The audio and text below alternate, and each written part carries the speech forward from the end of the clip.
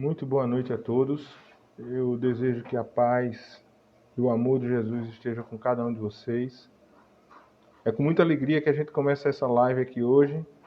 É o início do estudo do Livro dos Espíritos. E eu peço a Deus que me dê forças para a gente concluir esse trabalho até o final. É um trabalho que é longo, mas é um trabalho que é bastante esclarecedor. É um trabalho que é baseado não, ele é o esclarecimento, o comentário das questões do Livro dos Espíritos.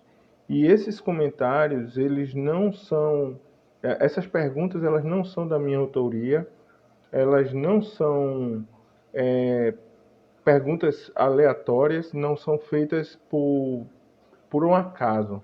A gente vai falar a respeito desse livro um pouco antes da gente começar esse trabalho, antes da gente começar realmente a fazer esse estudo, para que as pessoas entendam um pouco o que é o Livro dos Espíritos, né? Na verdade, o Livro dos Espíritos é um trabalho muito interessante, é um trabalho muito esclarecedor, é um trabalho que vem trazer para a gente as ideias, né, os esclarecimentos da vida após a morte física, tá? O que é que isso quer dizer? A doutrina espírita, ela nos ajuda e nos orienta e nos esclarece que há uma vida após a morte do corpo. E essa vida, ela é contemplada com felicidades, mas para que a gente obtenha essas felicidades, é preciso que a gente aprenda a lidar com todo o sofrimento que a gente passa aqui na Terra, com todas as provas que a gente passa aqui na Terra. Porque se a gente passa por sofrimentos e provas, é porque em outras vidas, antes dessa que estamos encarnados, nós cometemos erros, cometemos falhas. Deus é bom? Sim. Deus é justo? Sim. Mas ele não vai deixar com que a gente passe por nossas encarnações impunes, sem pagar pelas nossas falhas. Ele vai nos perdoar? Vai sim. Mas ele vai querer que a gente repare os erros que a gente cometeu. Em primeiro lugar, os erros que a gente cometeu com nós mesmos e os erros que a gente cometeu com os outros. Então, por isso, a doutrina espírita ela se apresenta como grande consoladora dessas aflições que a gente passa. O espiritismo ele aparece para a gente como o consolador prometido por Cristo. E algumas pessoas hão de se chocar com isso, hão de ficar ofendidas com isso, mas durante vários pontos de um dos livros mais importantes escritos por Allan Kardec, e que também teve psicografias apresentadas para ele, um dos grandes colaboradores do Evangelho segundo o Espiritismo foi o Espírito da Verdade, ou seja, o Consolador prometido pelo Cristo. Então, a gente vai falar hoje sobre o Livro dos Espíritos, que é o primeiro livro da codificação publicada por Kardec.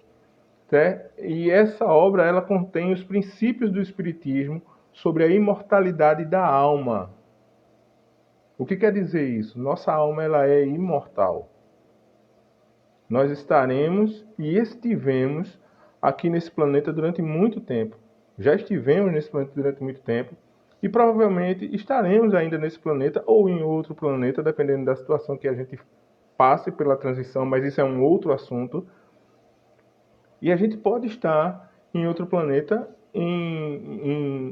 mas ainda com esse mesmo espírito que temos cada um, os espíritos individuais. Então, essa obra, ela contém essa questão da imortalidade da alma, a natureza dos espíritos e suas relações com os homens. Como é que os espíritos eles se relacionam com os homens? As leis morais, a vida futura e o porvir da humanidade, segundo os ensinamentos dos espíritos superiores através de diversos médiuns recebidos e coordenados por Allan Kardec. O Livro dos Espíritos ele não foi escrito, não saiu da cabeça de Allan Kardec.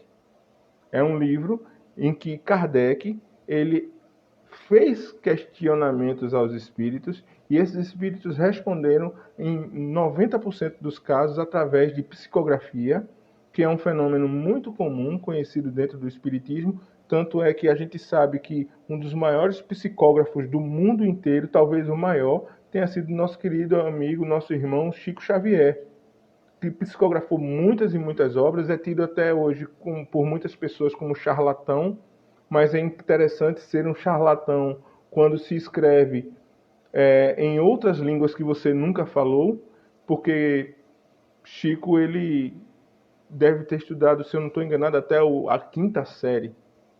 E como é que ele escreveu livros em alemão? Como é que ele escreveu livros em outras línguas que ele jamais falou?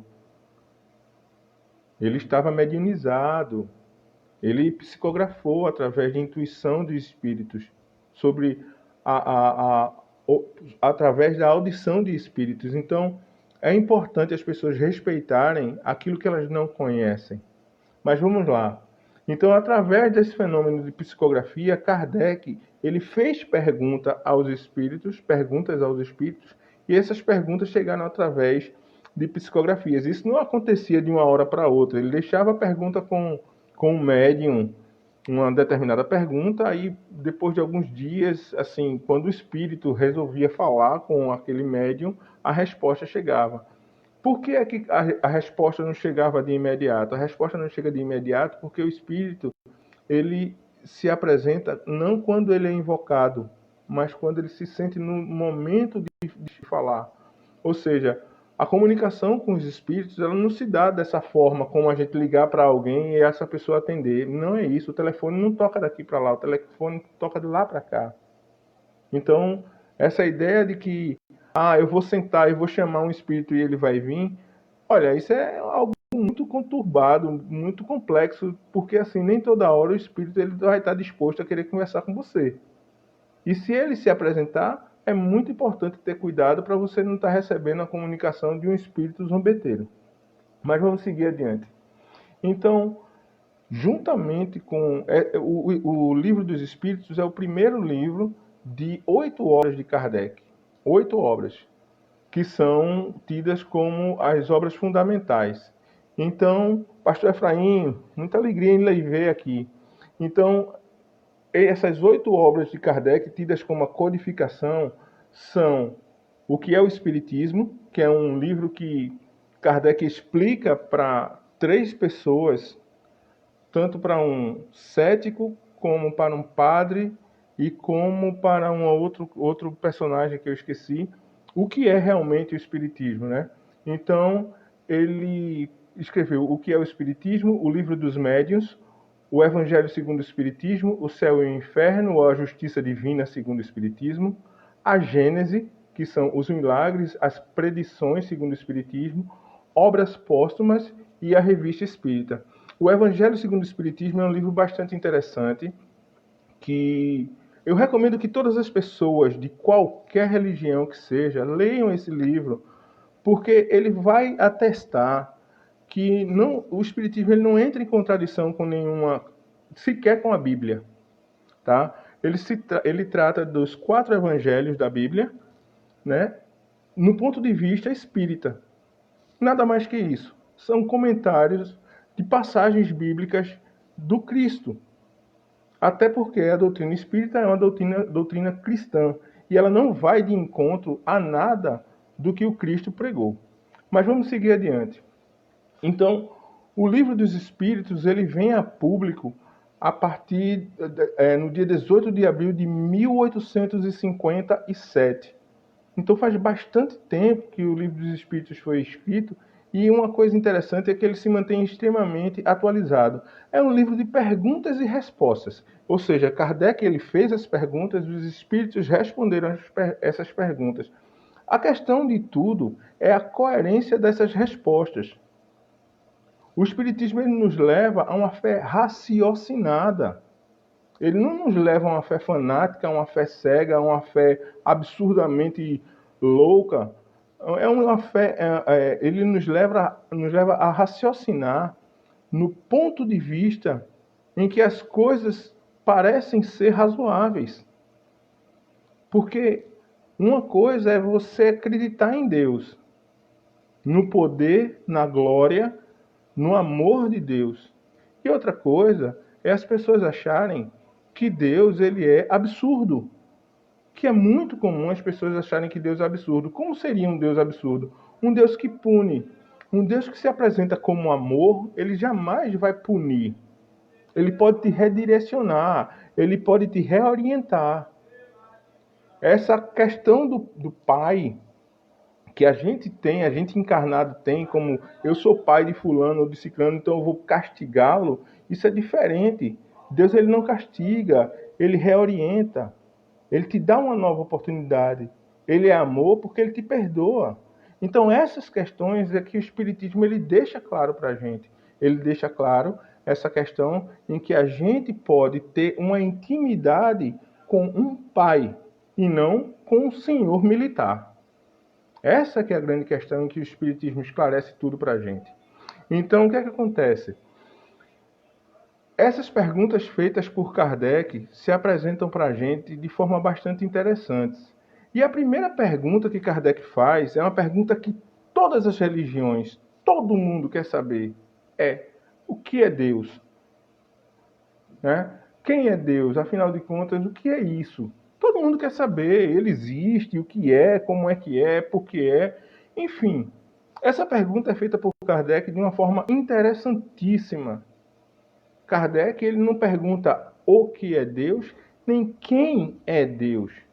Ele tira o pronome, né? O artigo, aliás, o que ou quem, e coloca para a gente que é Deus. A pergunta é bem clara, bem simples. Que é Deus? Deus é o, Deus é quem, Deus é a. O que é Deus? Que é Deus? E a resposta ela vem através de uma simplicidade, de uma clareza, de uma forma bem natural. A resposta que os espíritos passaram foi que Deus ele é a inteligência suprema e a causa primária de todas as coisas. E aí a gente vai analisar essa pergunta, aliás, essa resposta de uma forma mais sutil possível. Eu peço às pessoas que estão assistindo que, se quiserem participar, fiquem à vontade, façam perguntas, que a gente está aqui para estudar. E estudo não existe de um lado só, existem perguntas e respostas também. Fiquem à vontade para fazer perguntas. Então, Deus ele é a inteligência suprema. O que é inteligência suprema? Por mais inteligente que a gente julgue um ser humano, um Albert Einstein, um Freud, ou quem quer que seja em matéria de inteligência, né? Existe uma inteligência acima disso. Existe uma inteligência acima dessas inteligências. E essa inteligência é Deus. Tanto é que é inteligência suprema. Por quê? A gente tem Deus como Criador.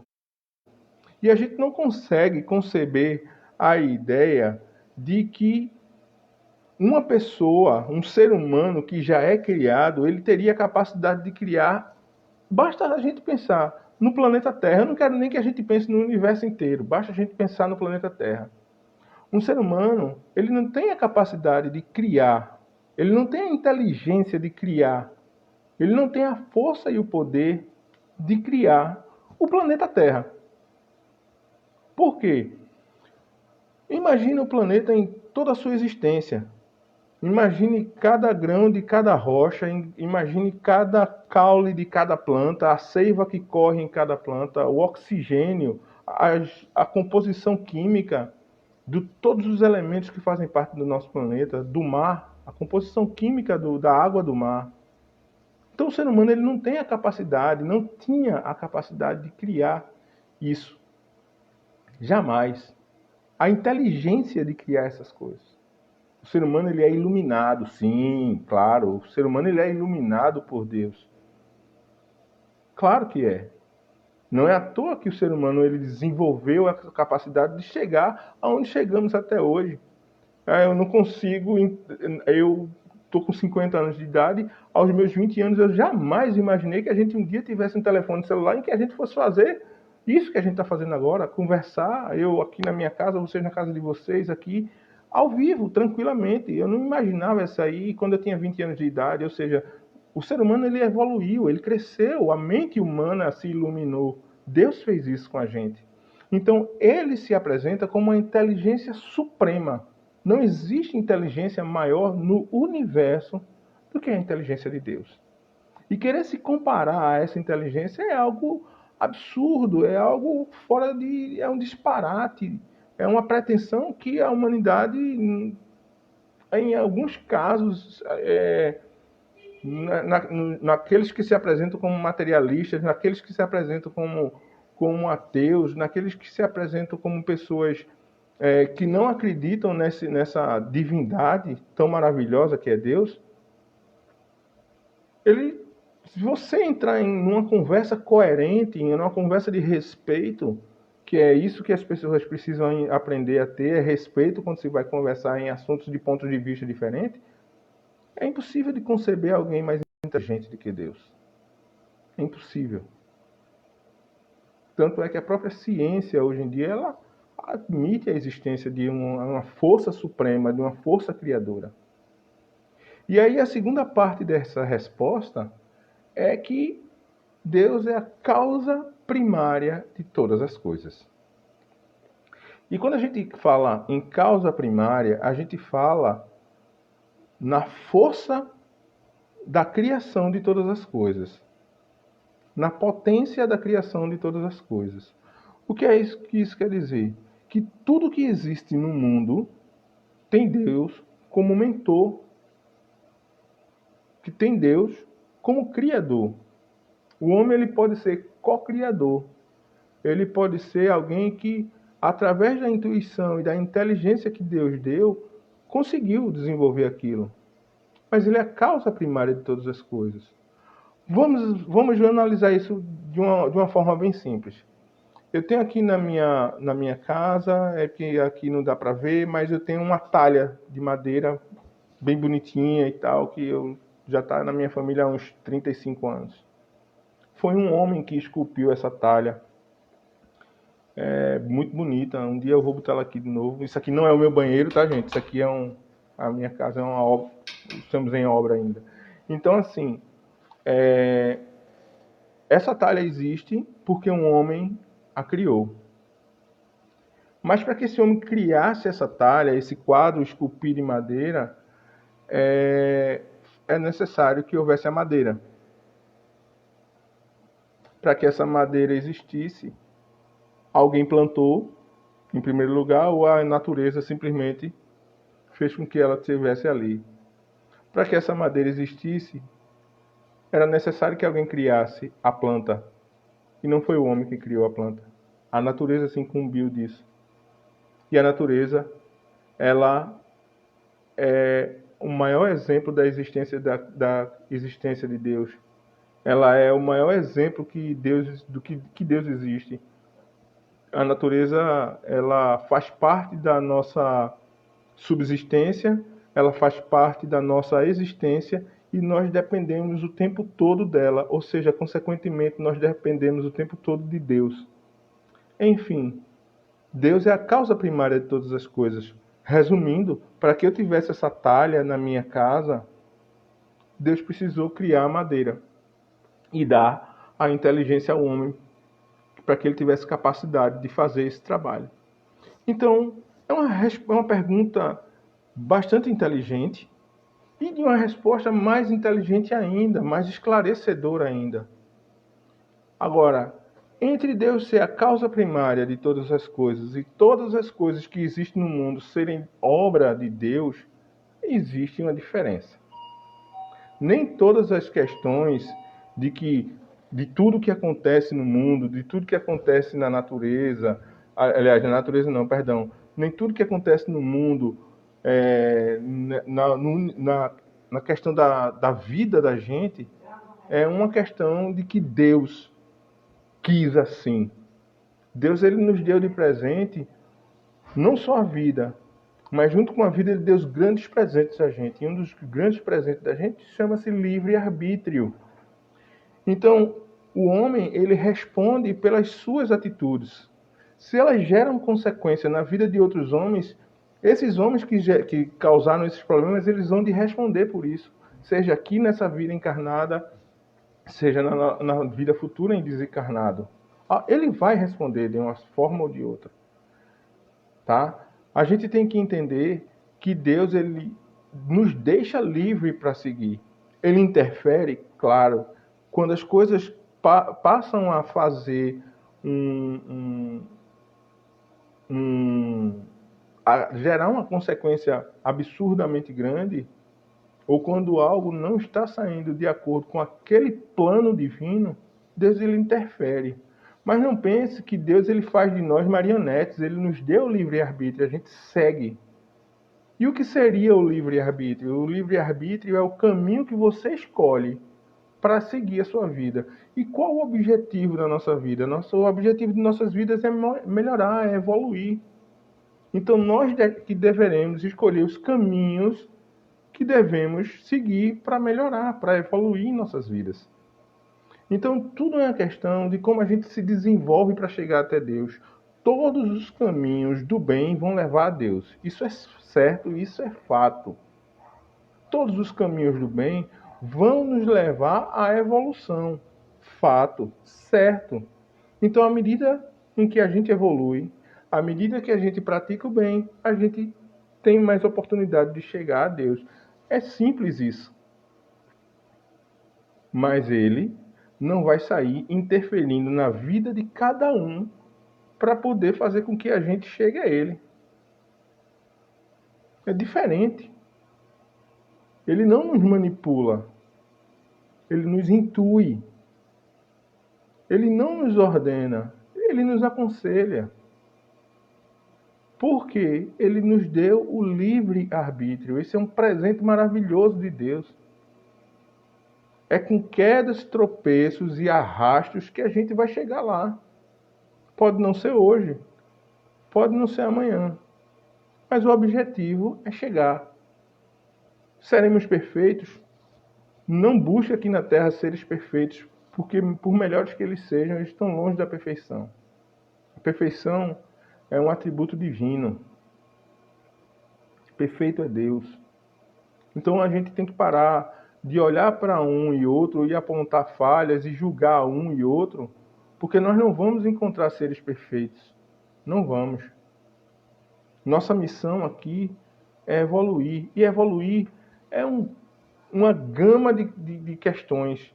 É aprender a conviver, a tolerar, a ter paciência, a perdoar, a parar de apontar, a parar de julgar. Aprender a conviver com os sofrimentos que a gente passa sem reclamar. Porque se a gente passa por sofrimentos nesse mundo é porque em outro ponto das nossas vidas a gente causou esses sofrimentos. Os sofrimentos que a gente tem nas nossas vidas não são obras de Deus, porque Deus ele não iria criar nenhum dos seus filhos fadados a sofrer. Não. Fomos nós que escolhemos isso. É fato. Fomos nós que escolhemos assim. Então, ele se apresenta dessa forma, como um pai que nos ensinou a andar, mostrou o caminho e disse, eu vou estar lá no outro lado, vou te esperar. E é assim que funciona. Agora, esse caminho pode ser labirintoso. Para alguns que acreditam que o caminho para chegar a Deus é o mais fácil, esqueça isso. O caminho para chegar a Deus é o mais difícil que existe. Não, de forma alguma vai ser fácil. Porque o próprio Cristo nos disse que não seria fácil. Tá? Quem se ilude, quem tem essa ideia de que Deus vai estar na próxima esquina esperando você. O caminho realmente é tortuoso, a porta é estreita. Não vai ser fácil para ninguém chegar a Deus. É um caminho de sofrimento, de penas. Por quê? Porque não somos bons. A maldade não vem de Deus, a maldade vem de nós. E daí até a gente se livrar das maldades, daí até a gente chegar lá, isso vai ser algo complexo para a gente. A gente tem que se livrar de muitas coisas, de muitas ambições, de muitas dores, de muitos egoísmos, de pontos de egocentrismo muito fortes. A gente é muito egocêntrico, a gente pensa muito na gente. É muito difícil a gente encontrar as pessoas que são solidárias o tempo todo, que pensam no próximo o tempo todo. É muito complexo. Então, encontrar a Deus é o nosso objetivo aqui. Agora, buscar a perfeição nas outras pessoas, nós não vamos encontrar. Deus, ele nos fez simples e ignorantes. Ah, gente, o que é ignorante? Gente, ignorante não é aquela pessoa bruta. Ignorante é a pessoa que não conhece. Deus criou todos os espíritos, ou seja, todos nós, simples e ignorantes. Para que a gente fosse crescendo com o tempo. Fácil. Quando a gente tem um filho, ele nasce ignorante. Ele não nasce inteligentíssimo. Não nasce.